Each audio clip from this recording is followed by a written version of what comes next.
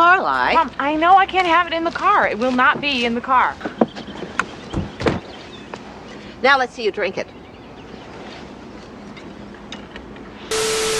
Gilmore Girls has a huge theme of generational trauma that I didn't get the chance to touch on in my 2-hour video essay about the show.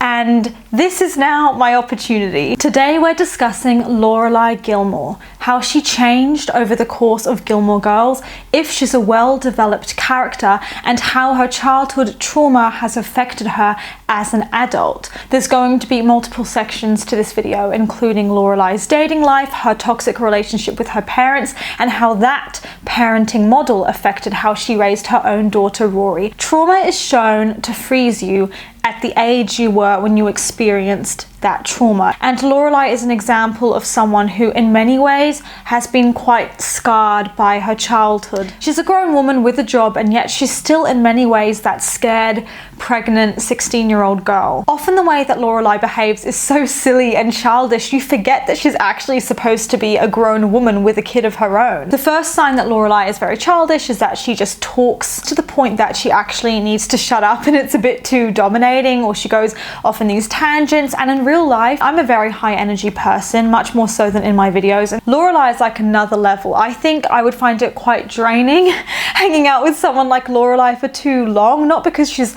a bad person, but just because she's a lot to handle. Iced teaspoons, right? Lorelai. Because nobody really needs iced teaspoons ever. I mean, you probably would use them if you remember to use them, but nobody remembers to use them. Come on, Mom, I may never get married. I may be a free spirit my whole life, or fall in love with a separated Catholic guy like Katharine Hepburn did, and then not get to go to his funeral when he dies. Especially in situations with her parents where they've actually hurt her feelings, she often uses comedy and humor to distract herself from how she's really feeling. One of my subscribers, Amy Stewart, made a really interesting point. She said that so many people misunderstand this show because it's not wish fulfillment, it's not fantasy, and the show is about each woman striving for a toxic model of perfection to earn approval they will never receive, and the generational trauma is passed down. Lorelai was emotionally neglected. She never got the therapy she needed. She is counter-dependent and enmeshed with Rory. Though Lorelai tried not to pass down her trauma to Rory, she still did so in some inadvertent ways. That the audience slanders any of them is sickening. I mentioned in, maybe it was my Rory video, that in some ways the show is like wish fulfillment because the girls can eat what they want, not get fat. They have all these cute boys showing up at their door wanting to date them. Many people watching it may take this too far and assume that the whole show is just meant to be sunshine and rainbows. As this subscriber pointed out, actually there is a lot of dark topics in this show involving trauma that sometimes we don't really want to acknowledge. One person's trauma they could then unfortunately take into their next relationships or take into their parenting. And so as much as this show has some wish fulfillment elements, it's actually very realistic at points with how it discusses toxic parenting and emotional neglect with parenting, and just so much. Like, there's so much here. You can see that Lorelai's trauma has shaped the way that she is and the way that she handles situations. For example, when Rory's best friend Lane gets married, Lorelai gets up on stage to do a toast, and then she starts this really embarrassing ramble about how her love life is a complete shambles. Rory has to get up there and remove her before she embarrasses herself too much. I was gonna ask them to not work on June 3rd on my not wedding. I just thought that would be so fun. Hi, Chris.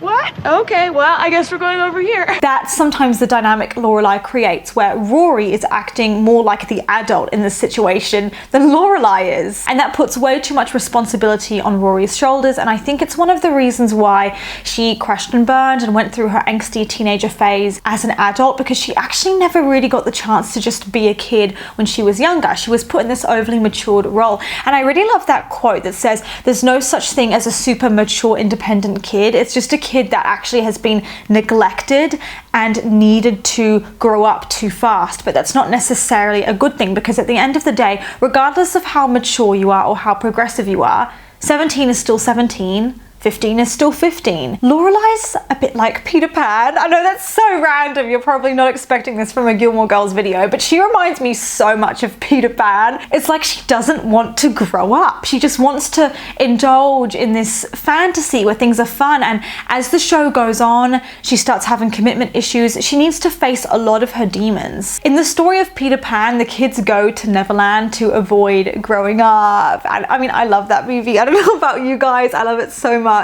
But maybe for Lorelai, Stars Hollow is her Neverland, the place she can escape to avoid too much responsibility, avoid her parents, and just have fun. Hello, editing Serena here. So I realized there's a few points in this video I didn't get to elaborate on enough. One of my commenters, the Biscuit Bite, said that Lorelai has undiagnosed ADHD, and they said that I should look into it before I do my character analysis of her. So obviously I did some research because I wanted to make sure I was at least somewhat informed, because I don't know everything about ADHD. And honestly, I understand why this commenter said that, because there are absolutely similarities there where I could see why people would assume that Lorelai has ADHD. But then again, as a fictional character, it's hard to like diagnose someone with something or say that someone has something. In terms of the girl's coffee addiction and yet constant hunger, a huge majority of undiagnosed people with ADHD are using coffee as self-medication and have an emotional relationship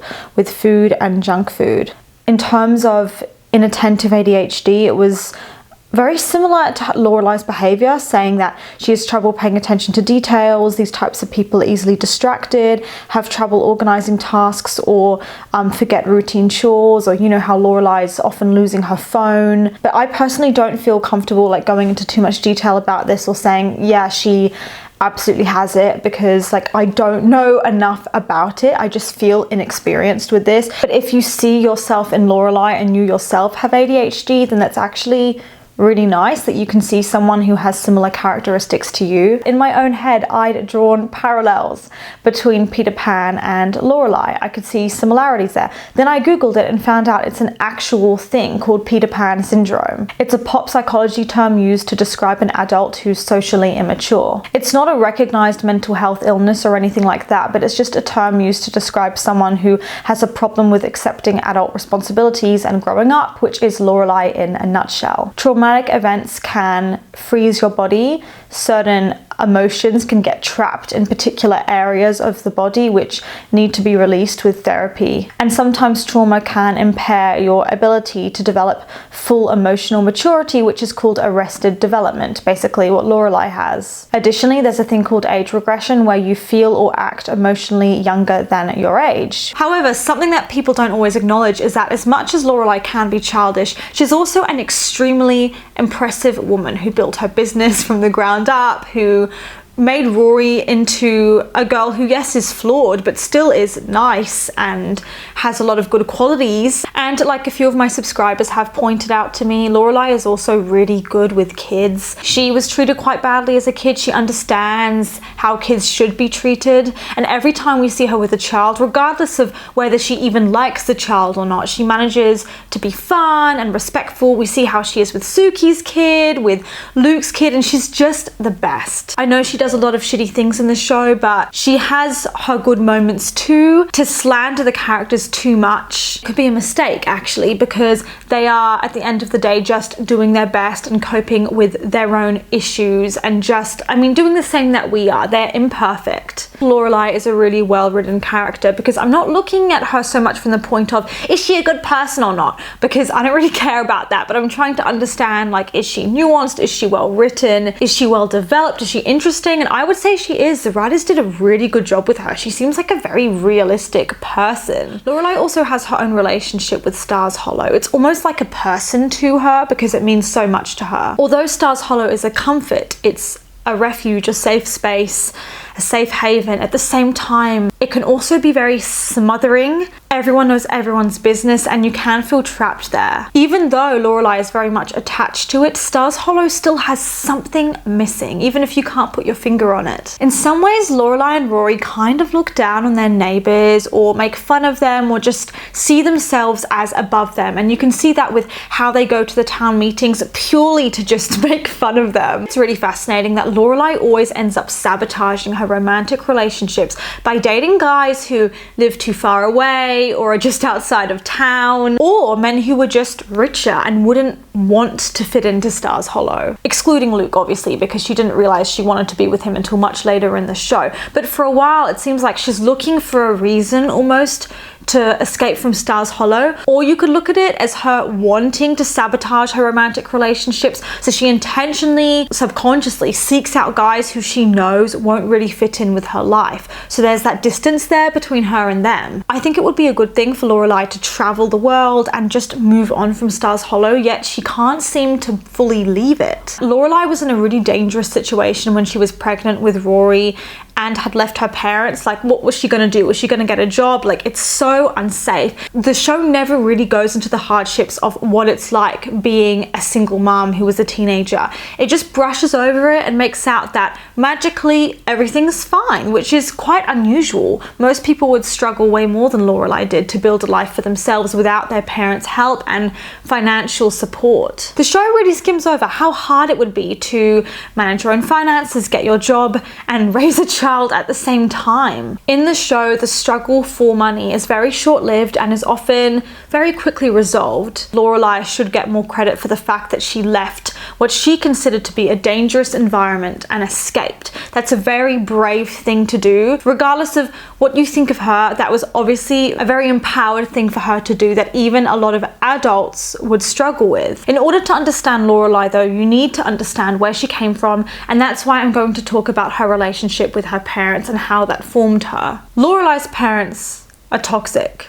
And particularly her mum, but her dad was a huge facilitator. Her mum is constantly shaming her, which isn't a great way to parent. And Emily is always assuming that she should have a role in things. She's continually trying to force Christopher or rich men into Lorelai's life that Lorelai doesn't want and controlling what she thinks Lorelai needs for her future. And Richard shows similarly manipulative behaviors. In flashbacks we do see, which are minimal, it's obvious that this was even happening when she's a child. Like when she's pregnant, her mum's like, oh, you're looking fat, go run around the block. Like, that's so disrespectful. 10 years after Rory's born and when the damage has been done, they're still going back to what a terrible mistake Lorelai made and how ashamed they are. They just can't move on, acknowledge that the mistake has been made, and deal with it. And also that's not very complimentary to Rory, because then she would feel like they consider her a mistake. That's why Lorelai is so involved with the community in Stars Hollow and feels that sense of belonging there, because to her it's a found family. She's so involved with the town dance marathons,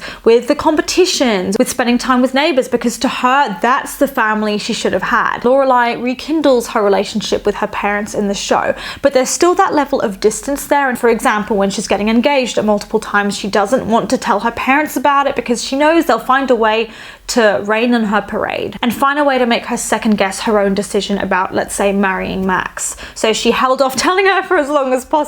That in itself is actually a trauma response, feeling that you are not enough to make your own decisions and that you need guidance from this parent who's been so controlling. We completely, as an audience, overlooked how traumatized Lorelai is, and I talked about this in my very in-depth Gilmore Girls analysis, which I'll link in the description if you want to go and watch it. And I'm not going to go into that here, but in that video I really talk about how their relationship evolved. Things really escalate in season 5 when Emily tries to break up Lorelai and Luke and does so successfully, and then is just getting really involved in Lorelai's business. That was a breaking point for Lorelai, where she actually yells at her mum and tells her to shut up and stay out of it. And for the first time, Emily didn't have a comeback. I have the right to be concerned, especially when it looks like you're taking your life down a completely disastrous path. I had to jump in and— Mom! Lorelai! Please hear me. If I want your input in my life in any way, shape, or form, I will ask for it. Until then, do us all a favor and shut up! There was another breaking point too at Richard and Emily's remarriage, where Lorelai was really done with them because it was involving her and Luke, and so she said to her mum, we're done, we're over. That was another significant moment where she really felt like, okay, enough, it's time to cut ties for good. So their relationship was always rocky, although at some points it was worse than others. And I wondered whether part of this rockiness was due to the fact that maybe Emily was jealous of Lorelai. We're getting so deep in this video, guys, prepare for it. But you know, we are talking about some heavy topics. That's what I mean. Gilmore Girls is darker than we ever realized, which is why you might want to rewatch it. But you know when someone seems very different from you or living their life in a different way, and you get really triggered by it and you don't know why? It's often because they are reflecting your disowned self, the part of you that you wish you could express but you can't, or you secretly want to do, and so it manifests as envy. For instance, let's say you like to dress conservatively and classily, and then you see a girl who's showing some skin and you get triggered and you're like, oh, what a slut. Maybe it's because you're a little bit jealous and you wish you had the confidence to pull that off. Someone posts a lot on social media and you're like, oh my god, why are they such an attention seeker? But actually maybe it's because you wish you could be more open and share more things with your friends on social media. They're really triggered, and it often has nothing to do with you. It's just them and their issues. How this applies to Emily and Lorelai is that Emily Gilmore was a success story in her own right. She married really well. She is now living a very comfortable, luxurious life. Lorelai is doing the opposite. She's independent. She doesn't need or even want to rely on a man. She raised a daughter by herself. She has fun. She eats junk food. She's very down to earth. And in many ways, she represents exactly what Emily resents. But maybe that's because Emily needs a bit more of that free-spiritedness in her life. Maybe she wants to own her own business rather than just patting her husband on the back and supporting him with his dreams. Emily really wants to feel needed by Lorelai. And I genuinely think that when Lorelai left home, she was probably a bit cocky. She was like, Lorelai will be back at any minute. She needs me.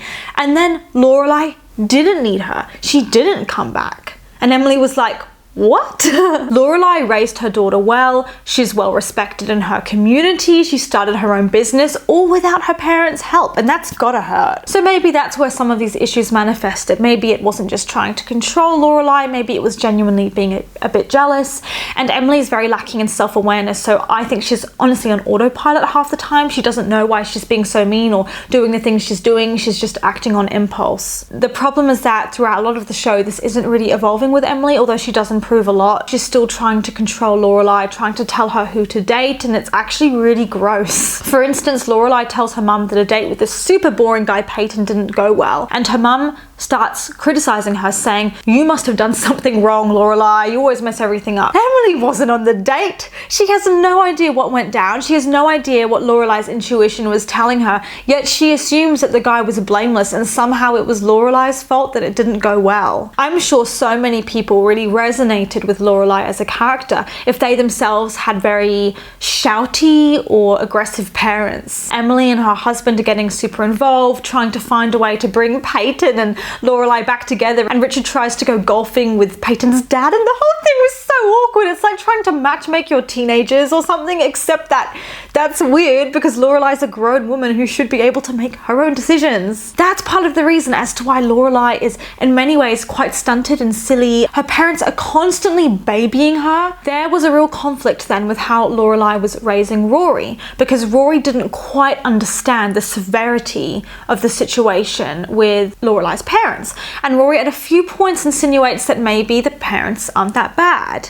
And Lorelai says, you don't know the Richard and Emily that I know. You only know the warm, fuzzy version. Even we as the audience are seeing things from Rory's eyes, and we don't actually know what went on in full behind the scenes with Lorelai's childhood. There's so much we don't see about how she was raised. We get very minimal flashbacks, and maybe it was far worse than what we actually know or see. And people love to blame Lorelai and say she should have made more of an effort with her parents when they did make an effort. The problem is that when they did make an effort with her, she had no idea whether their effort was genuine or whether there was some kind of ulterior motive.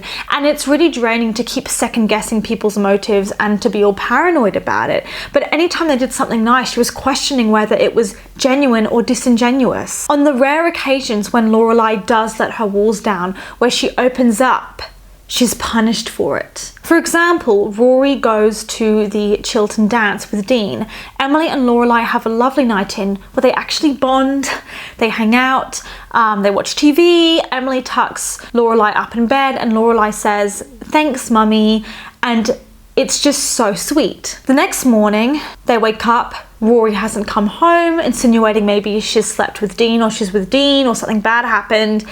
And Emily freaks out. She's like, "Where's Rory? She should be home by now. Lorelai, you're a terrible parent letting her run off with this boy." And it escalates into this horrible screaming match, and the good moment was gone. In the same sense, one day Lorelai and Emily go to a spa for a spa weekend. They start having a great time. They go dancing, and then Emily finds a way to ruin it. She takes out her anger on Lorelai, and it again results in a shouting match, and all the good memories are tarnished literally before it even starts getting good. When Emily reaches out with a gift or a nice gesture, Lorelai knows that there'll be some kind of string attached, whether it's forcing them to go to a Friday night dinner or going to an event they don't want to go to or controlling Rory. And it's a shame because these two can have their sweet moments sometimes. For example, in season 4, Lorelai is there for Emily when Emily has this launch party cancelled.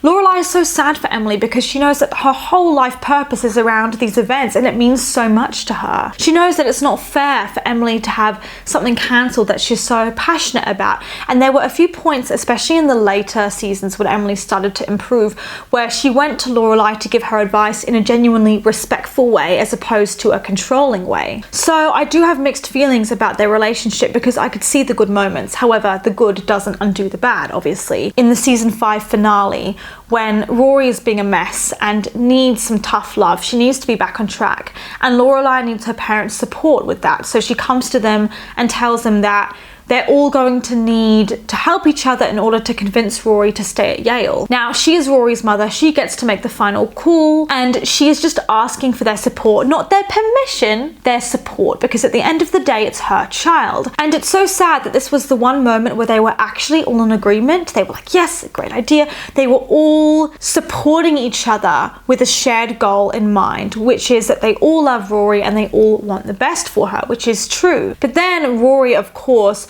throws a pity party for herself and kind of manipulates Richard by going to him and crying. Now, I'm not saying it was Rory's fault that Lorelai's parents turned against her, but I'm saying that Rory going and crying like that because she knows they'll be nice and they'll go easy on her, put the grandparents in a position where they needed to choose. Do we support Lorelai or do we take Rory's side? And of course they took Rory's side because they've always favoured her over their own actual daughter. Richard and Emily are so pathetic.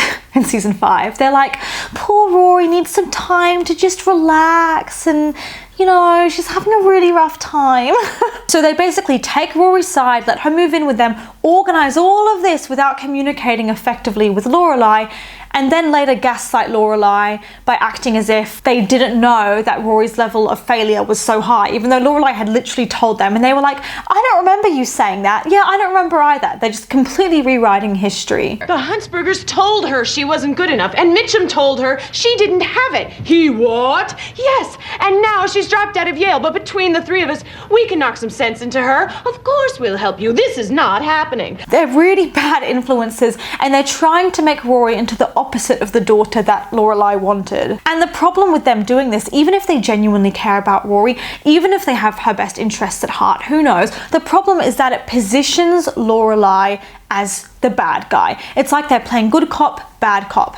And again, Lorelai didn't ask them to do that. She didn't ask them to let Rory move in with them. In fact, she asked for them to motivate Rory to get back into academia again, which is a completely different thing. And they obviously don't respect her parenting. They think they know best. They see it as helping Rory calm down and get back on track, whereas Lorelai sees it as them A, being controlling, and B, trying to replace her with a new daughter. And unfortunately, even though Lorelai may seem paranoid to some of you viewers, she was right, because that's exactly what Emily and Richard were doing. They were trying to have a do-over, and there's this scene I really love where Lorelai's doing her makeup and skincare routine in the mirror, and Emily's opposite her doing the same routine, and they're literally moving in motion at the same time, mirroring each other's movements without realizing it. Wow. What? Behold my future.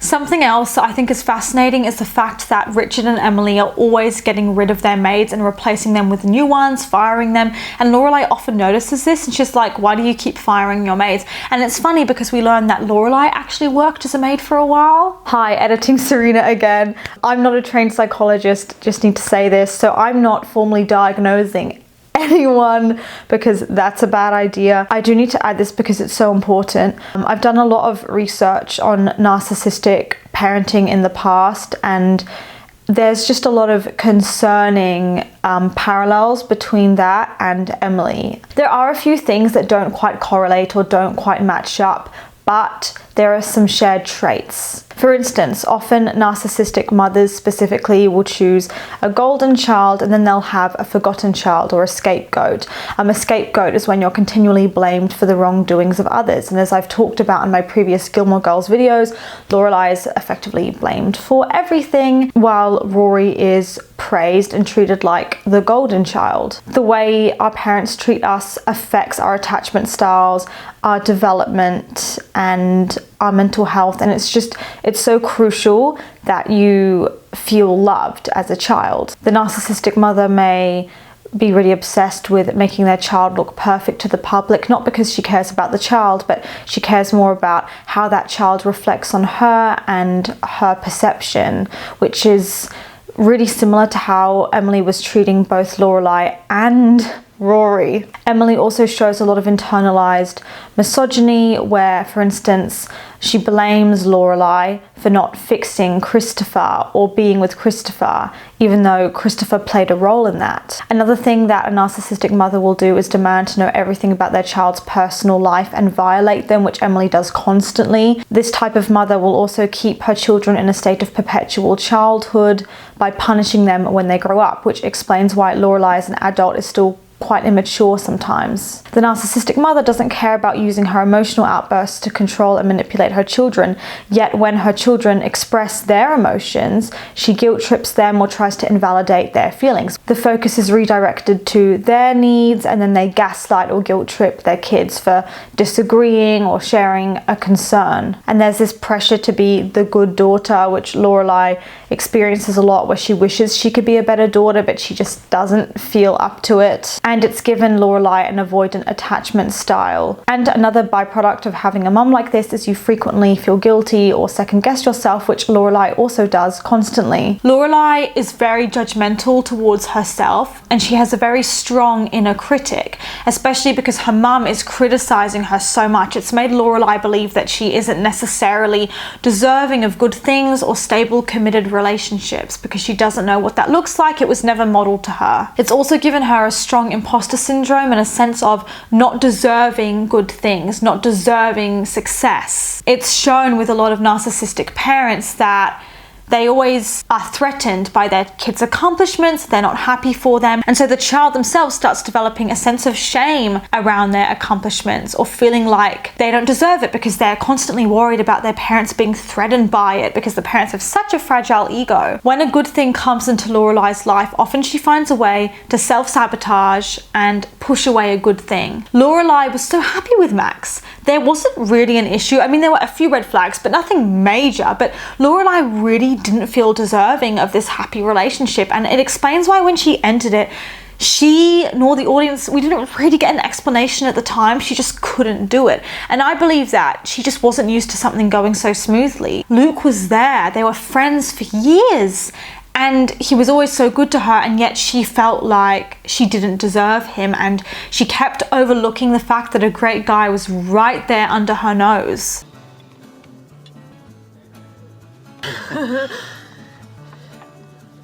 Lorelai was so controlled by her parents that it's made her a bit overly rebellious, a bit overly adventurous, sometimes to the point that it's not working in her favor. I think because so often her parents were telling her what to do, it made her not want to do it at all out of stubbornness. And it's made her a very stubborn person now, where she doesn't want to admit wrong. She doesn't want to change her mind about Jess. She doesn't want to back out of a decision. Sick of being told that she's wrong. And then I thought, what if I don't want to do what I want to do because I want to do it, but because they don't want me to?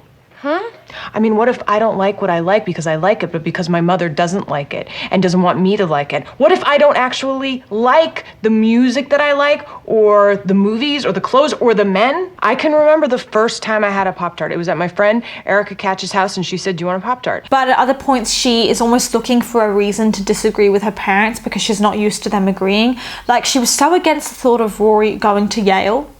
And I was like, why? Yale, Harvard, same thing.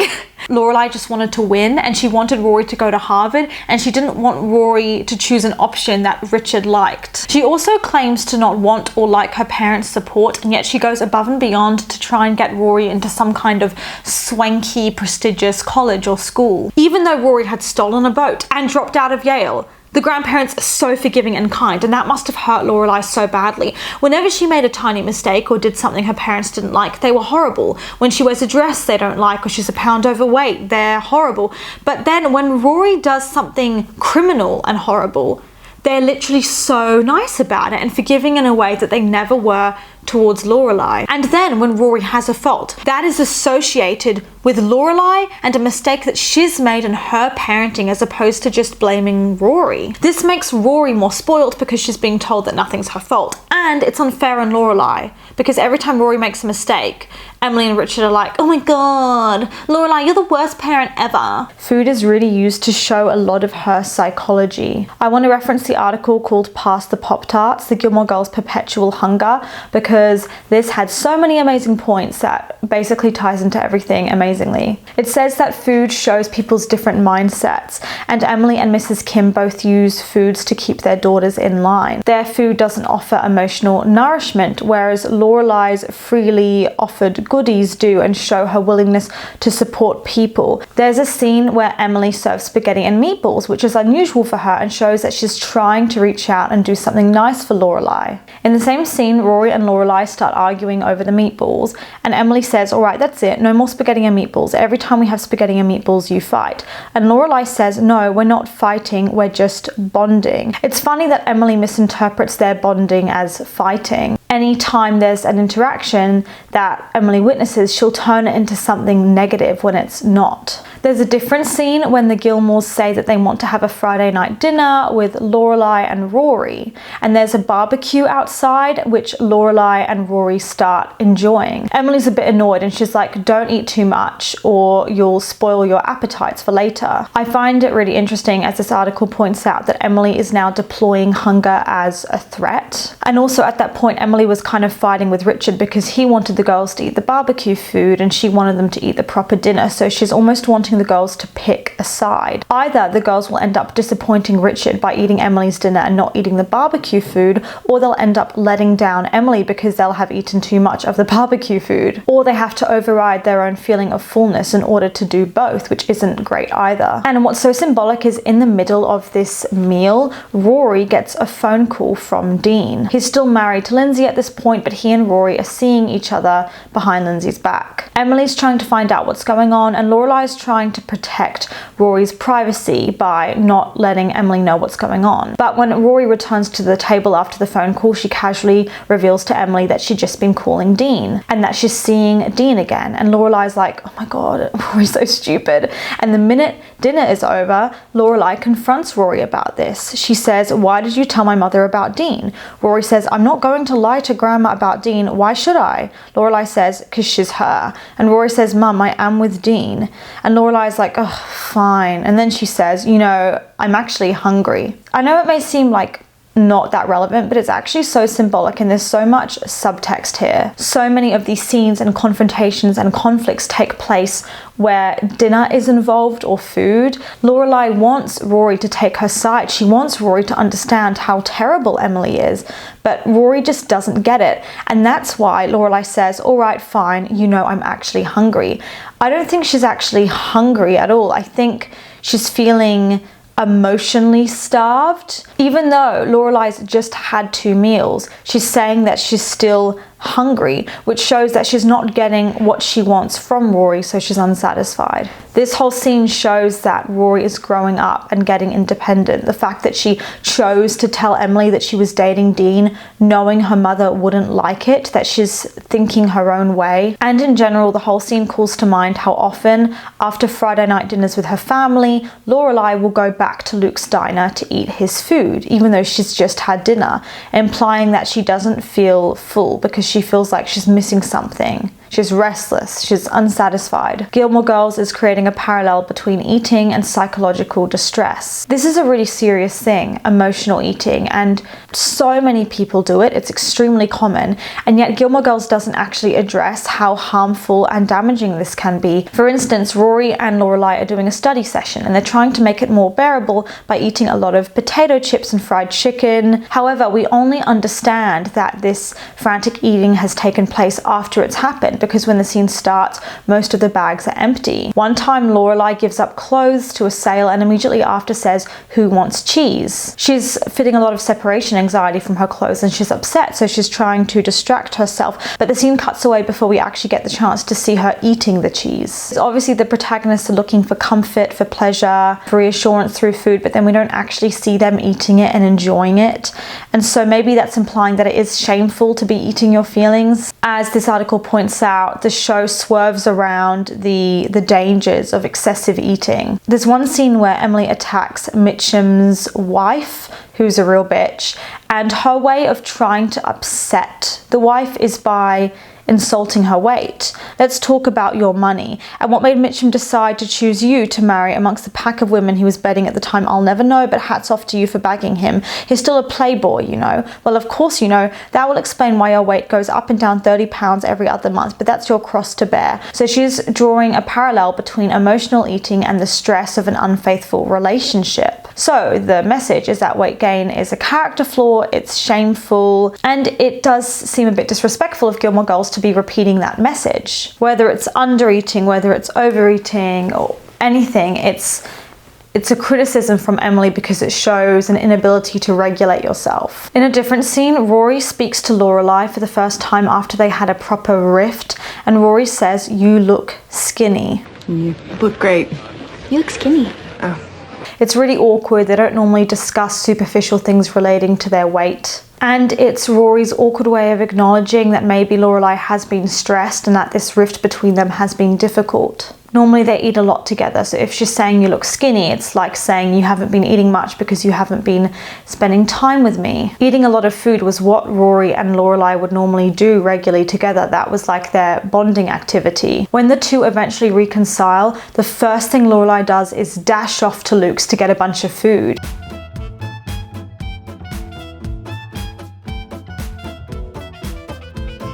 She says to Luke, "Don't skimp on the fries, we don't want to lose her again." So food is a way of establishing social bonds and again rebelling, showing how different she is from her mum. Lorelai's food choices are inexplicably bound to her relationship with her mother. Now I want to discuss Lorelai and Rory's relationship and how that's affected by the grandparents and all of that. I want to say now that Rory's downfall and her season 6 arc was inevitable.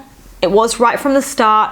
The red flags were there, the signs were there. Lorelai was a very loving, compassionate, sweet and giving mother. However, she never provided Rory with that structure, with those rules, firmness, tough love that Rory needed. In fact, most of her parenting with Rory was based on overcompensation and trying to give Rory what she never got in her childhood, which resulted in her just being too nice. not being able to say no. And that can create a very spoilt child who has no grit because she kept trying to bubble wrap Rory rather than letting her have some difficult experiences. And that's shown in season 6 when, after Rory stole a boat, Lorelai should have been furious at the person Rory was becoming. Instead, she's mad for like 2 seconds, and then she starts saying to the police officers, Rory's a good kid, she's an angel, I mean, she goes to Harvard, she never does anything like this. Is she actually in a prison cell? Why a cell? I mean, she doesn't deserve that. She shouldn't be in a cell, not my sweet baby. And then when she brings Rory back home, she's making jokes about Rory going to prison and giving her cookies and acting as if the whole thing never happened. She did not put her foot down nearly harshly enough. Then Richard and Emily exacerbate the problem by acting as if Rory is too good for prison and too good for a criminal record. That makes Rory think, great, I got away with stealing a boat. I can get away with anything. And immediately after, she drops out of Yale. Lorelai's no longer joking around, she's actually really concerned. But by that point, it's too late to stop it, and it's too late for her to have any kind of parental authority. I'm not saying you always need to be horrible to your child and instill the fear of God in them, but sometimes it's appropriate to scare them a little bit. That ties into the presentation of Lorelai as the cool mum and best friend first over being a mother. The relationship between Rory and Lorelai is a key part of the show and one of the most interesting parts. The way they do road trips, avoid housework, watch movies together and eat popcorn, it's the sort of thing that you do on a sleepover with your best friend. She respects Rory, she inspires her, and she genuinely loves her, which is great and really nice. Lorelai also tries to enforce the value of hard work. She's sometimes not going to invest properly in Rory because she's just too overwhelmed, too busy, and it's too much pressure on anyone to raise a whole human being and manage your own needs and dating life. Like, it's a lot. And I think Lorelai genuinely did the best she could, considering what she was given. When she had Rory in those first few developmental years of Rory's life, Lorelai herself was still a teenager, learning, growing, figuring shit out, and raising a kid. As a result, Lorelai just defends Rory way too much and takes her side too often when it's not appropriate. And when Lorelai finally tries to put down her foot with Rory, Rory doesn't respect her, and so there's this big rift in their relationship where they're kind of giving each other the silent treatment. So, Your drink is disgusting. tell me about it. Construction. Yeah, we're making the bedroom bigger.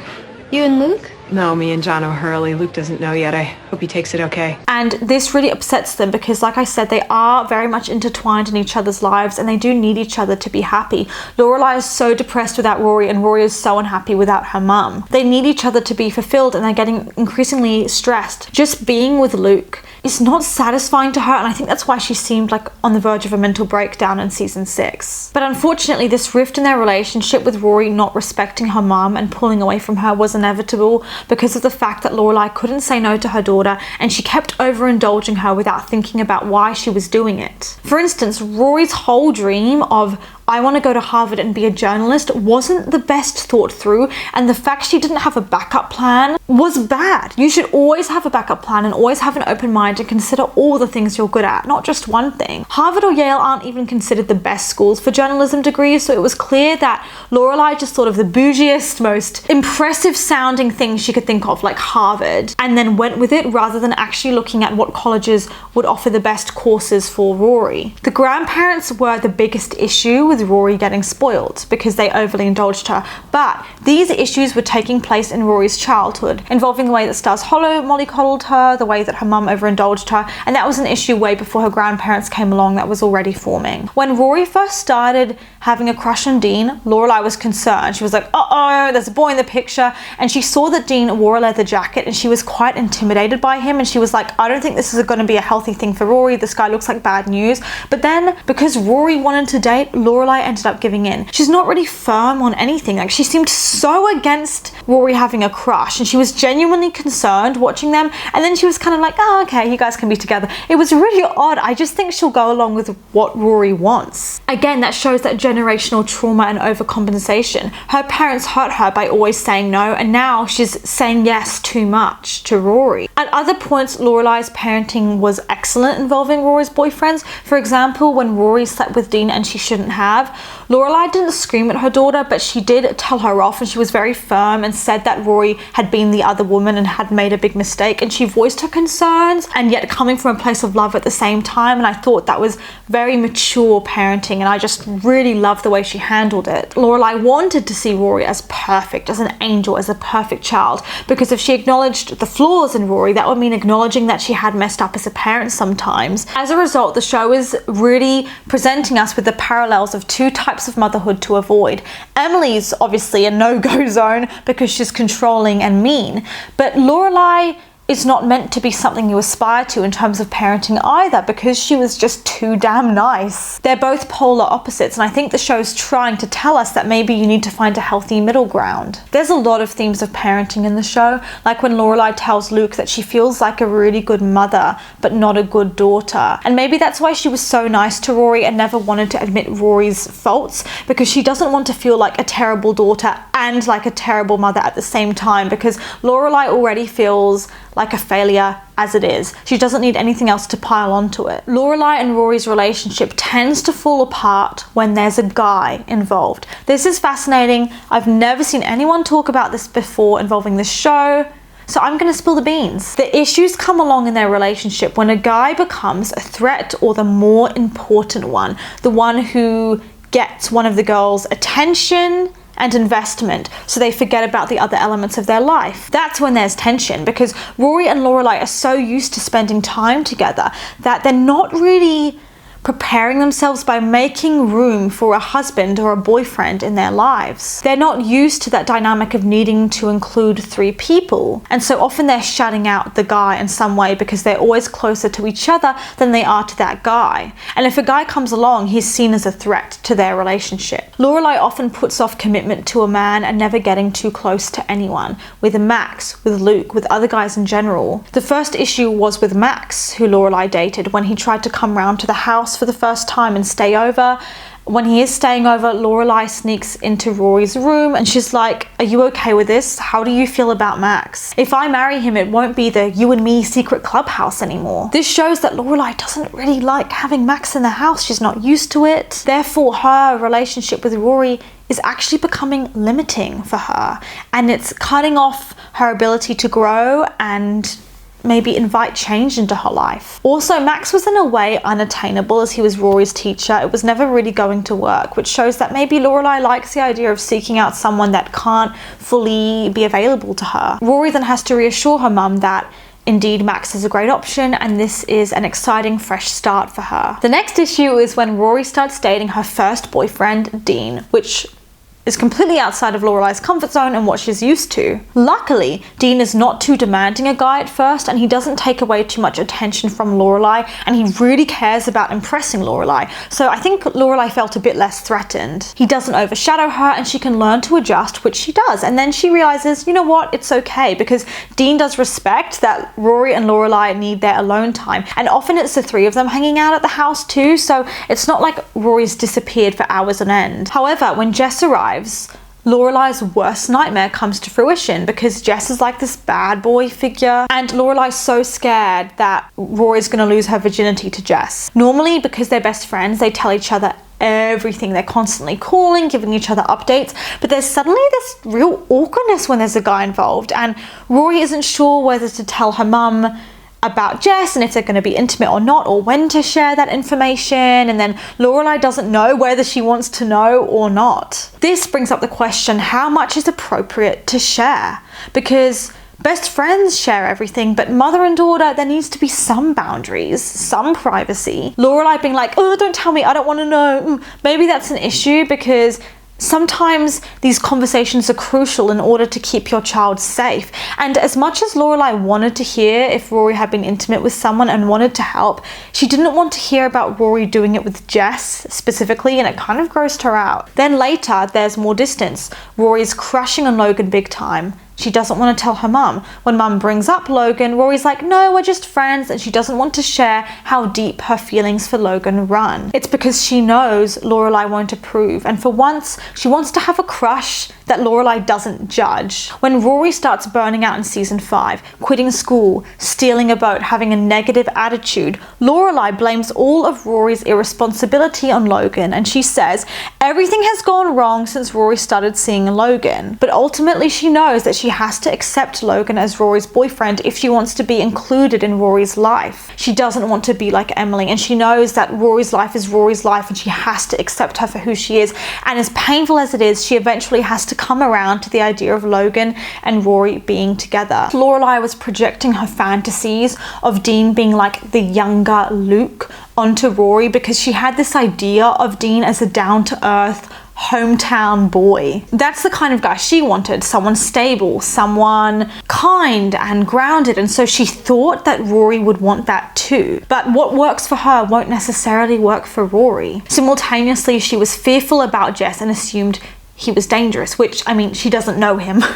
They had a terrible first impression, but she doesn't know him. But then when Jess started to show softer sides and when Rory was saying he wasn't that bad, Lorelai was incapable of changing her mind and acknowledging that. And one of the scenes where I didn't like Lorelai really at all was after Rory and Jess had got into an accident. And obviously Lorelai needs to support her kid, but Luke needs to support his nephew, Jess, and look after him. But Lorelai was like yelling at Luke and saying that he needed to choose her and Rory over Jess, not acknowledging the responsibility that Luke has to take care of Jess as his guardian. It was really selfish and shows that she thought that Rory was special in some way and vulnerable, but she didn't view Jess as vulnerable and a child as well. Even though they're the same age, there's no difference. But you thought Rory would be good for Jess. Never mind what he'd be to her. That wasn't important at all, was it? Of course it was important. Why didn't you put a stop to it at the first sign of trouble? Why didn't you make him leave? He's my nephew. I had an obligation to take him in. I had an obligation to care for him. You had an obligation to this town and to me and to Rory. This is a problem for Lorelai, where she tries to employ force to get what she wants, or she shouts, and sometimes that's just not going to work. For example, when she wanted Rory to go back to Yale and Rory wasn't budging, her idea of getting Rory to do it was just by forcing it to happen. She's projecting what she wants for herself maybe onto her daughter, and she keeps saying to her parents that they should triple team Rory, which is a very aggressive term to use. And then she's saying we need to knock some sense into her. It's not really like to understand, it's to force, it's to control. Lorelai is claiming to know what's best for her daughter, therefore disregarding Rory's insecurities and wants. She's forgetting to listen to her daughter, which is exactly the sort of thing that Emily would do, which Lorelai always hated. Only when Lorelai focuses on the love that she and her daughter share and tries to find some understanding do they begin to rekindle their relationship. Unfortunately, because sometimes Lorelai has been a bit controlling, it means that Rory can be quite indirect and scared of confrontation. She found it very hard with Logan for a while to be direct about what she wanted. And I think that's because every time she shares what she wants, she stands up for herself, Lorelai can react pretty badly. Rory feels like she needs to have the same opinion about things as her mum does. Lorelai will admit her mistakes, and she will often, once she's calmed down, do some self-reflection. For example, when she and Rory were arguing about whether Rory should go to Yale or Harvard, when Lorelai calmed down, she ended up acknowledging that she trusts Rory and she knows that whether it's Harvard or Yale, she'll be proud either way. I would say overall that Lorelai and Rory's relationship evolved greatly over the seasons, and it became a bit more like mother-daughter and a bit less like best friend and best friend. Lorelai realizes she needs to allow Rory to have some space and allow Rory to date who she wants, reflected in her acceptance of Dean and then of Logan. In the Martha's Vineyard episode, Lorelai is shocked when she sees Rory cooking with an apron on, actually chopping vegetables, and she realizes that Rory is growing up and being a woman and actually cooking in a way that Lorelai's never really been good at. And she sees how much they've grown apart and how different they are. At this point, Rory's with Logan, almost like his little future wife. Luke is owning Luke's diner, and while Luke's not at all poor, he has lots of money spare, there's more of an obvious social social class difference between them now because of the fact that they're moving in different circles and they're going to marry different people. I'm not saying it's a good or a bad thing, it's just an observation, and it's something Lorelai notices. They do spend a lot of time mocking the rich, Lorelai and Rory, yet she can't fully pull away from her roots because they're always spending money on things they don't need and they're ordering takeaway constantly. Rory never gets a job at college. She can just focus on her studies, which I can't imagine how much time that would free her up to have, and I really don't know why she's complaining so much. It can be so stressful trying to juggle everything, and it's something Rory never had to worry about because she never needed to work. She was provided for. And Lorelai and Rory can afford to go backpacking around Europe for the whole summer. They live in a big house, like they have lots of privileges. And a lot of the guys that Lorelai dates are rich and privileged. However, it's interesting to note that ultimately Lorelai chose Luke, who is more down to earth, he's a townie, and it shows that that's what she's the most attracted to overall. Richard tries to give Luke an opportunity to make his diners into a chain, and Luke doesn't want that, which shows that he really is a down-to-earth guy and he doesn't value superficial things in the same way that maybe Richard and Emily do. I'm really sorry if you can hear the drums in the background, it's just unavoidable. A lot of her trauma has made her highly avoidant and runs away from relationships, as I said. For instance, she's at an engagement party to Max and then calls Christopher. Shitty behavior. I just want to add that being a strong, independent woman is great. I like that Lorelai puts herself first. However, there's a fine line between independence and hyper-independence, and there are studies that show that being hyper-independent is a trauma response due to unmet needs or being hurt in the past. You feel like you need to only rely on yourself and not others, which maybe explains why it takes Lorelai a while to have a consistent, stable relationship. Lorelai feels really threatened and jealous of Christopher's new girlfriend Sherry because she feels like that's the life that she maybe should have had. Maybe Lorelai again felt not deserving of good things because after spending this wonderful romantic weekend with Christopher, thinking that finally they were going to be together, he tells her that he's going off with some other woman because she's pregnant, and now Chris has matured, he's grown up, he's got a good job, he's become the man that Lorelai always wanted him to be and dreamed of him being, and he's not ready for that with her, but he is for Sherry. And it was the fact that their baby, Christopher's baby, was going to be a girl, makes it more painful because it shows that it's going to be different for that baby than it was for Rory. When Chris was overwhelmed by his child Gigi, Lorelai wasn't snooty and refusing to help. She wanted to help, she came to look after the baby, to give Chris some time, even though he could never offer her that same support when she was raising Rory. Even though Chris was kind of a mess, she still stepped in for him, and that just shows that she's very honorable. You know, in many ways I preferred Lorelai with Chris because I felt like he was more emotional and more of a communicator, so if they had a problem they could talk it out, whereas often when there was a problem with Luke he would just shut down and disappear. But in many ways, Lorelai needed to end up with Luke because they were planting seeds that they were going to be together from season 1. So them not ending up together probably would have been quite jarring and upsetting to people. And Luke is a mix of different qualities that Lorelai finds really attractive. Like he's got the rugged appearance, the physical strength, the handy skills, but yet he's a good cook, he's more sensitive. Lorelai felt like things were never working out for her. She was never getting the guy, and that's why I'm happy she ended up with Luke, because that was something healthy for her. There's this love in her life, and I think this shows how much Lorelai grew up and changed over the series, from being overly independent, not allowing someone into her life, to realizing that maybe that's what she needed. One thing that really summed this up for me is in the Martha's Vineyard episode where the two couples are hanging out, Rory and Logan and Lorelai and Luke. Rory makes this lovey-dovey comment like, oh my gosh, I just realized these two might be the ones, implying that she's going to marry Logan. And Lorelai looks so uncomfortable with that because she doesn't love the idea of commitment, and at that point her relationship with Luke didn't feel the most stable. But it made me realize that she did definitely set some bad examples to Rory in terms of dating, and when Rory comes forward and shares something like this, Lorelai isn't excited with her. And maybe this explains as well why Rory missed an opportunity and dumped Logan at the end of the show, because she's being taught to almost be selfish in her relationships. But yeah, thank you so much for watching, and I'll link my other Gilmore Girls playlist down in the description if you want to go and watch my Rory deep dive, my Rory and Logan deep dive, or my general analysis of the show. That will all be in the description. Go check it out. I'm looking forward to putting out more Gilmore Girls content for you guys, and I will see you for the next video. Mwah.